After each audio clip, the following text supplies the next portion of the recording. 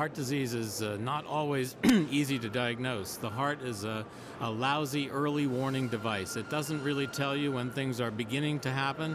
It only tells you later on when it can't handle the problems.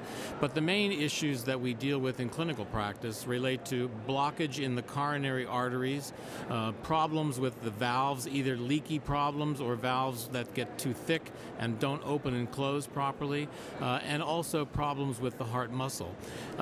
These are all problems that relate to either our lifestyle or the development of obstruction in the arteries through a process called atherosclerosis.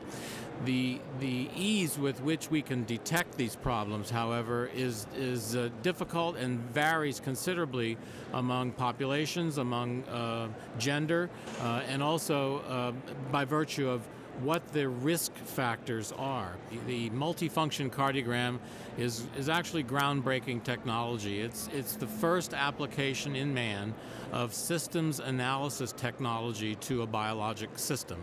Systems analysis methods are engineering principles that have been around for a long time and have been applied to problems that occur in space, problems that occur in industry, but systems analysis is now being applied to biology and biological systems with tremendous success and insight. What the MCG does is takes your EKG, 2 leads of your EKG, and analyzes it in the frequency domain.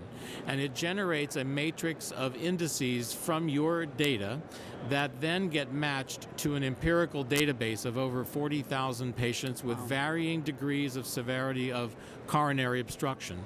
And there's a contained in that data. And so you fall into that data among those 40,000 Correct. patients? The system, the computer that does the analysis compares your data to the 40,000 that exist, and it tells immediately where you fit in the spectrum of the disease patterns. And the result is a score which highly correlates to the presence of coronary artery obstruction. So for us in clinical practice, having a test like this to tell a person who's complaining of a symptom whether they really have a problem or not is a big help, and prevents a whole host of these sequential tests from being done when they really don't have a problem to begin with.